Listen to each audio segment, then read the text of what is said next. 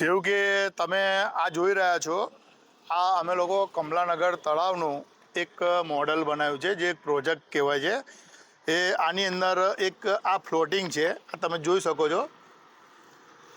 જ્યારે પાણી ઓછું થાય ત્યારે આ વસ્તુ નીચે જતી રહેશે અંદર, અને જ્યારે પાણી આવશે ત્યારે ઉપર જશે। આનું નામ અમે વિસર્જન પોઈન્ટ પાડ્યું છે।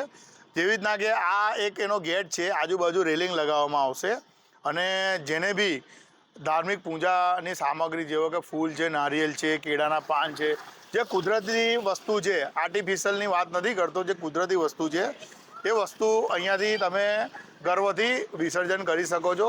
જેનાથી શું ફાયદો થશે કે આજુબાજુના તળાવ વિસ્તારની અંદર લોકો દ્વારા જે પોલિથીનની થેલી સાથે જે નાખવામાં આવે છે એ લોકો નાખે નહીં, અને ગર્વથી એક સ્થાનથી વિસર્જન કરશે। લોકો પોલિથીનની થેલી સાથે મારા માનવા મુજબ એટલે જ નાખે છે કે તળાવની અંદર નાખવાની રોકટોક આપણે રાખેલી છે, તો એ લોકો થેલીની અંદર ભરેલું હોય તો સીધું થ્રો કરીને જતા રહે છે, તો એ લોકોને ઇઝી પડે છે। પણ જ્યારે આ વિસર્જન પોઈન્ટ આપણે બનાવીશું ત્યારે આપણે આવી રીતના 3 કુંડ મૂકવામાં આવશે। જે કુંડની અંદર એકની અંદર એવું સમજી લો કે આપણે પોલિથીનની થેલીમાં આપણે કોઈ બી વસ્તુ લઈને આવ્યા છીએ તો એ એક જગ્યા રહેશે।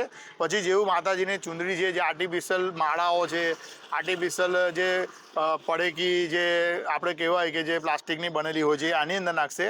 ફ્લાવર બહુ વધારે માત્રામાં લાવ્યા હોય તો આની અંદર થોડા ફ્લાવર મૂકી દેશે, અને બાકીના ફ્લાવર આ જગ્યા પરથી એ લોકો ગર્વથી વિસર્જન કરે। આના માટેનું અમે લોકોએ કોર્પોરેશનમાં જાણ કરેલી છે। હવે આ પ્રોજેક્ટ માટે ફરીથી અમે એમને જાણ કરી અને એમનું ધ્યાન દોરીશું કે આ પ્રોજેક્ટ કમલાનગર તળાવથી શરૂઆત કરી અને વડોદરાના તમામ તળાવની અંદર જો આ વસ્તુ મૂકવામાં આવે તો લોકો દ્વારા જ્યાં ત્યાં નાખવામાં નહીં આવે।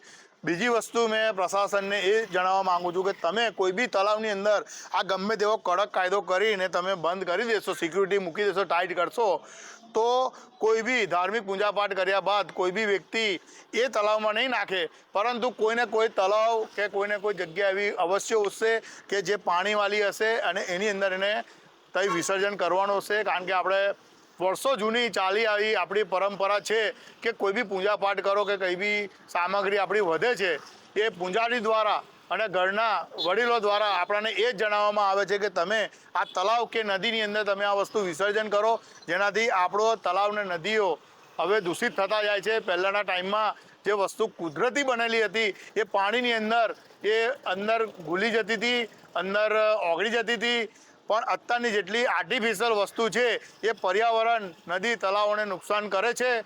એના માટે અમારી વડોદરાવાસીઓને બી અપીલ છે કે તમે બી અમારી સાથે જોડાઓ અને આ કામ જેમ બને એમ જલ્દી આપણે પૂર્ણ કરીએ તો આપણા વડોદરાના તળાવ એકદમ સ્વચ્છ અને બ્યુટિફિકેશન રહે। આપણા ત્યાં શું થાય છે કે દરેક વસ્તુઓ નવી નવી ડેવલપ કરવામાં આવે છે, પણ જે આપણી જૂની વસ્તુઓ છે, જેવા તળાવો છે એને પુનઃજીવિત કરવા પડશે। તો આ તળાવો જીવિત થશે તો આપણા પર્યાવરણને બી ફાયદો થશે, જળ જીવો જે અંદર પાણીમાં રહે છે એ બી એનું પાલન પોષણ સારી રીતના થશે, અને બહારના પક્ષીઓ આવી અને આપણા તળાવની અંદર એ લોકો નેસ્ટ મૂકશે, અને આનાથી આપણા તળાવો બધા બ્યુટિફિકેશન લાગશે અને લોકો દ્વારા બી જ્યાં ત્યાં વસ્તુ નાખવામાં નહીં આવે।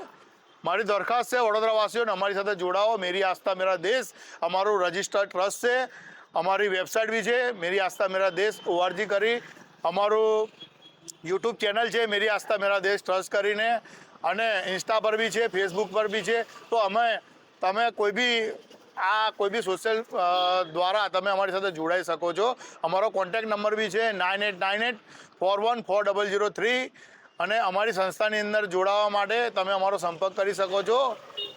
જય ભારત।